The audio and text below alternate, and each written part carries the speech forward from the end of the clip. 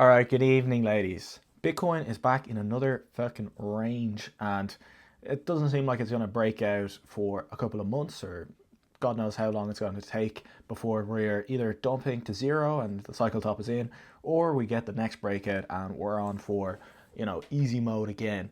But for the moment, Bitcoin is just going to be ranging, probably crypto is going to be ranging. And I wanted to share with you all the strategies that I'm going to be implementing in these kind of quieter times and how you can still make money when things are a little bit quieter. So I know you're probably always seeing on the timeline people telling you to lock in and change your life and you need to keep grinding, man. You need to work harder and you'll make it and all this kind of stuff. And you kind of get into that mindset like every single day I need to take a trade. Every single day I need to do something in crypto. But when you're a trader or when you're an investor in crypto, sometimes no trade, well, not even sometimes, you have to remember that no trade is still a trade. So the best traders wait for good opportunities and then take a trade. You don't want to come in with the mindset like, okay, every day I need to make a little scalp trade or I need to buy a meme coin and sell it for 2x. That's not the way you should be thinking. And when things are quieter, there's going to be less opportunities. So the amount of trades and the amount of things you're punting on should be proportional to the amount of opportunities there are in the market that particular day or that particular week or that particular month. So when things are a bit quieter, you need to be trading less and you need to be waiting for better opportunities, which might come not as often when things aren't going as crazy, because when things are pumping, like say in December, all those AI agent coins, there were so much opportunities. Every single day there was a new one popping off that you could get involved in. And at the moment, it's not going to really be like that. It's actually going to probably be the inverse.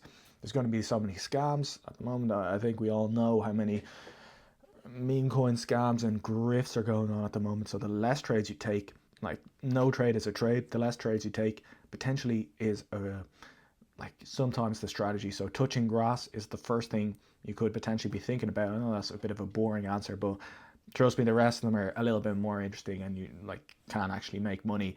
But yeah, preserving capital, not being too degenerate as you would be if things were going crazy in the moment. Okay, I want to talk about what exactly I'm doing as well. So this is what I'm doing personally, and this is another little bit of a boring answer, apologies, but the rest of them are interesting, so stick around if you want.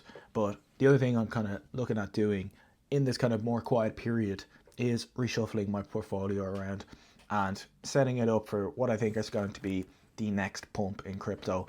And I know a lot of people on this channel who are my followers, if you've been following this channel for a while, like obviously we're playing meme coins really, really, really hard. And some of them are down 90% from the all-time high or 50 to 90% from the all-time high. So we're down a lot and I'm down a lot on a lot of those meme plays. But then you still have to think, okay, I'm still up, or you're still up potentially 10 to 100x on some of these meme plays, even though they're down so much already.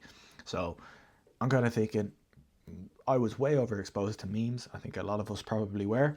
Maybe I can rebalance my portfolio. And what am I kind of rebalancing my portfolio into? Well, that's kind of the next point and the next thing that I'm doing in a choppy sideways market is to own the casino. And the casino has been paying out so much recently. People are still gambling in the casino. And what are the casinos in crypto? One of the main casinos, of course, is Solana. So you can own Solana. I'll talk about that for a minute, actually. Well, I just finished that point about reshuffling. So personally, I know it's tough to cut some of your memes. So you don't need to sell your entire meme coin position if it's down so much and you still think it has potential. Even if it still has potential for a bounce, I think the way you could reshuffle, the way I'm thinking about reshuffling, is waiting until Bitcoin gets back to the top of the range. So we can see clearly we're in a range between, let's say, 105,000 and 90,000. We're kind of going to be bouncing in that range until there's a definitive breakout. And anytime we get to the top of that range, the meme coins and everything, the most risky shit, starts pumping pretty hard again, and everyone thinks we're back on. And I don't necessarily think the next pump is necessarily going to be the one that breaks us out. Like, it's more likely than not that it's just another test. And obviously at the bottom of the range, everything's going to zero. So like all the meme coins are down so significantly badly. So what I'm kind of thinking is I don't have to sell all my meme coins. I don't have to cut them all, 100% of them.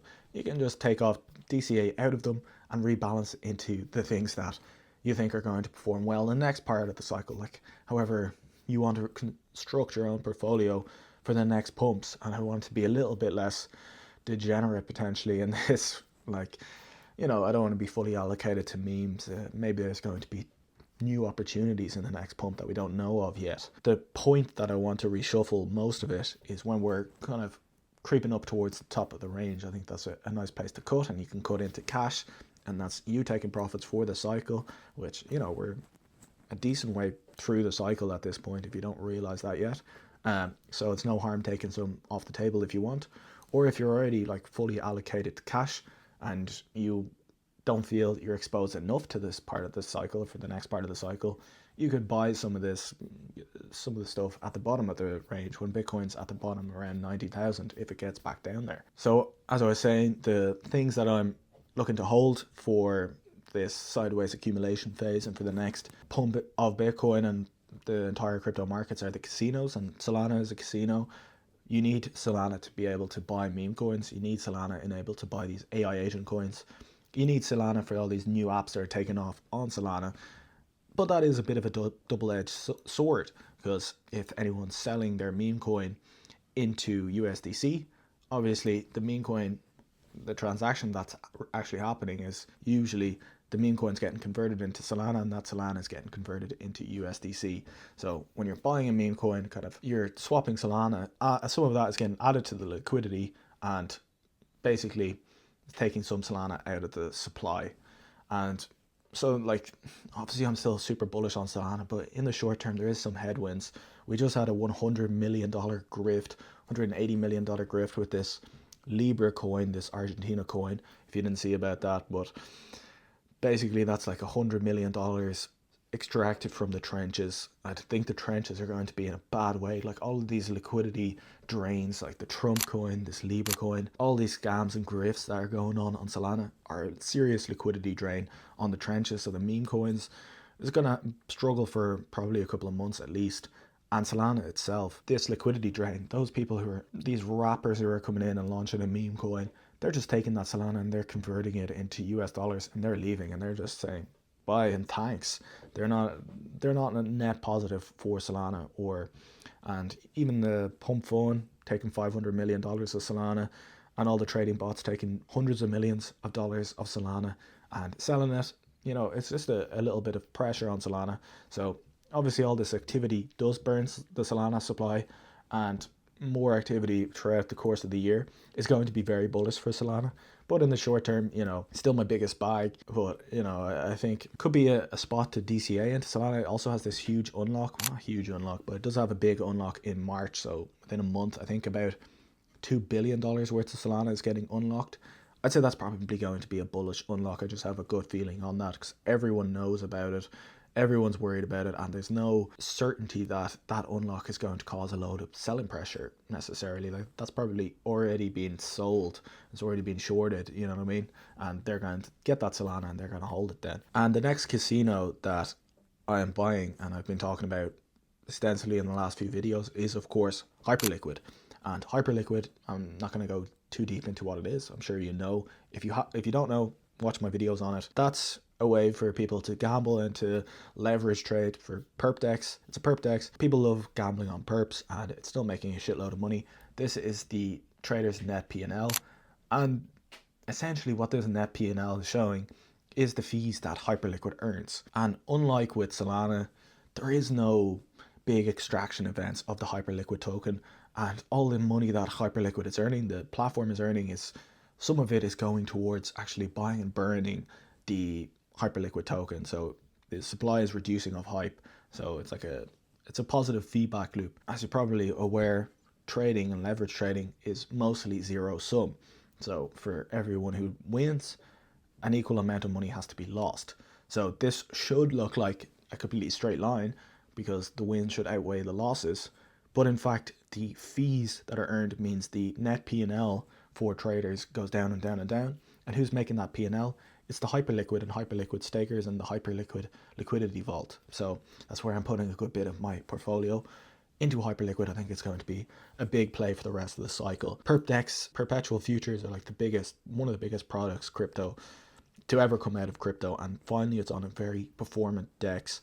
and very UX friendly. So yeah, bullish on Hyperliquid for the rest of the cycle. So I'm continually adding to it, DCAing into it, and I think it's going to hold up well for this choppy period and potentially even break out before Bitcoin breaks out. Maybe not, but I think the downside is somewhat limited potentially. So it's a little bit of a safer play, and I think it will perform really well for the rest of the cycle. So I'm adding to this one aggressively. The final kind of casino play that you could be doing if you want to, if you want to be the casino owner, and people are still gambling on meme coins, I don't think it's a good idea to be gambling on meme coins personally. However, people are still doing it, and you can provide liquidity for them to be able to get in and out of the trades. I'm not going to go too deep into this, but watch my videos on Meteora.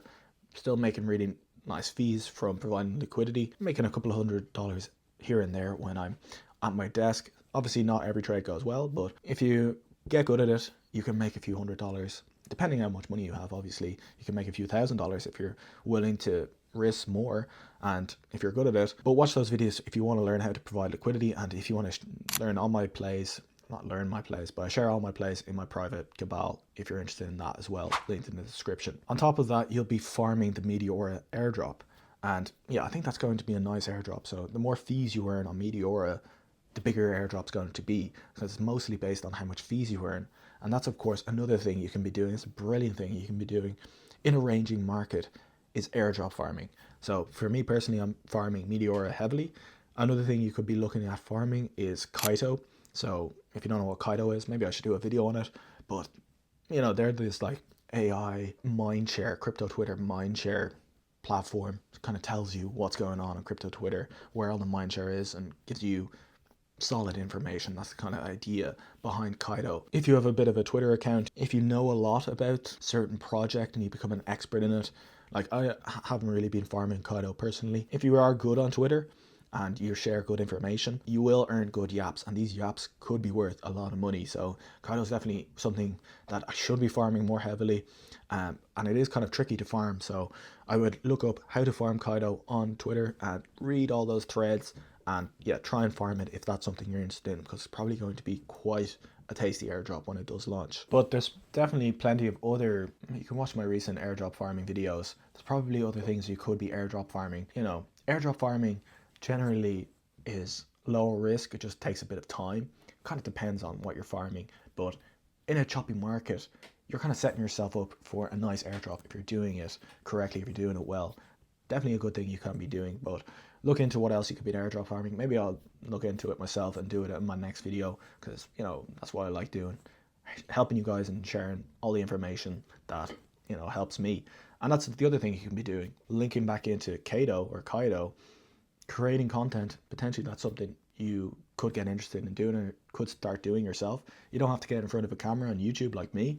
You can make TikToks, or you could farm Kaito and kill two birds with one stone, create content and start trying to build a bit of a Twitter audience. Even though personally I don't make a huge amount of money from YouTube directly, like $100, a couple of $100 a month, nothing crazy. It forces me to research much harder, so I know a lot more about what's going on. I really enjoy doing it, and I've created a nice community. I love you guys, etc. But it also gives me opportunities. It helps me to network with other people and learn more, because people are willing to talk to me and share their plays and share what they're thinking about. So and potentially down the line would get good advertising revenue. So building up a bit of an audience might be something you could start doing when things are quiet, when there's less. You don't need to be like trading all the time. You can just be creating content, researching stuff. So if you're researching during the bear market, that's probably the next thing we'll touch it on, is research right now. Find what's good projects that are coming out. Something like Nilion is coming out soon. You can research that. I think that's an interesting play. I did a video on it. Didn't get much views, but I think that's coming out soon. You can see things that are coming out in the next few months. Be ahead of the curve, because a lot of people are probably just completely checked out now. You could be ahead of the game, researching and seeing what's going to perform well in the next breakout, because a lot of the time there's going to be some new meta that pops off. Like in December when things pumped, obviously the meta became AI agents. And if you were early on that, if you knew what was going on, like most people didn't even know what an AI agent was, they had to learn all of this stuff. But if you were researching when things were quiet. And when the AI agent meta was tiny, you probably saw virtuals at a really low market cap. I think that went like 100x. Like if you were ahead of the game there, you would have absolutely crushed it. And there's always going to be a new meta popping off. There's going to be projects that are undervalued that are going to explode in the next pump. So it's a good time for researching, and that research you can just keep for yourself, or you can share it if you want it. Kind of the last thing that I would be looking at, and this is probably not a good idea for most people, but it is something people like doing, as of course trading. But I think you need to switch up your strategy if you're a trader or a leverage trader, same thing essentially. But if you are going to be trading, probably the strategy, the most effective strategy in the moment, or the most effective strategies at the moment, would be playing the range. So in last summer, like it was actually easy money if you were a good trader. You could just short the top of the range. I think what was it, like 70,000 ish short, and then long at the bottom of the range was like 55,000 on Bitcoin. So just short, long, short, long. You had like 7 months to do that. Short, long, short, long, short, long. And right now Bitcoin's probably in somewhat of a similar range. And you can do that with whatever altcoin. Probably has similar ranges, but just much more volatile, like a higher range. Another strategy you can do in a kind of a choppy market is, like, you kind of generally, you don't want to be like fully long, or you don't want to be fully short, because we don't know which way Bitcoin's going to go with any certainty, especially when we're in the middle of a range. So you kind of potentially want to be mostly delta neutral. How can you do that? Long a good coin and short a bad coin. So short some vaporware coin that you don't think it's going to perform well and is going to continue trending to zero, although you have to be careful with that. Nevertheless, this is kind of the idea and the strategy. Short a shitty coin that's at resistance, short it, and then long a good coin that's at support. So like you could short, I don't know, some meme coin that you think is never going to come back, and you could long Hyperliquid, something like that. That's kind of something I'd be thinking about. Obviously, you can get completely blown out shorting meme coins, because even if they're in a downtrend, they can have these massive parabolic pumps. So use your stop losses and be somewhat selective and careful with doing this. But learning technical analysis could be something useful to be doing when things are quiet, and that's what I'm going to potentially start learning a bit more TA, because I'm pretty bit of a noob when it comes to that, and I think it's a good skill to have. Learning skills is something you can do for the next couple of months. Technical analysis, you could learn, I don't know, arbitrage trading, MEV, like they're probably a bit advanced, but learn some skills, become an expert in a particular niche, in a particular category that you're bullish on, or a particular project. You could be like one of the main guys about this particular project that you think is going to pump a lot, or you think is really, really interesting. So if you become the expert on a particular project, that will help grow your own audience if that's something you want to do, or you're able to be way ahead of the curve on this new niche that you think is bullish. Like you could become an expert in DPIN, or you could become an expert in AI agents, or an expert in some other niche that's about to pop off in your particular opinion. And the last couple of things that you could be doing is networking. So we talked about that a little bit, or you could even get a job in crypto if you wanted, like somewhat related to everything we talked about. So that's kind of what I'd suggest to be looking at in these kind of ranging markets, and that's mostly what I'm going to be doing for the next couple of months until we do have a definitive breakout. Like, that's another thing you can be doing.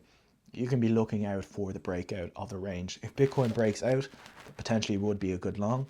If it becomes a fake out and Bitcoin, say it breaks out but then comes back into the range, you cut your loss, but you put on a short, because a fake out is really, really bearish, or bullish, depending whichever way it is. So wait for the breakout, you could long it, or wait for a fake out and you could short it.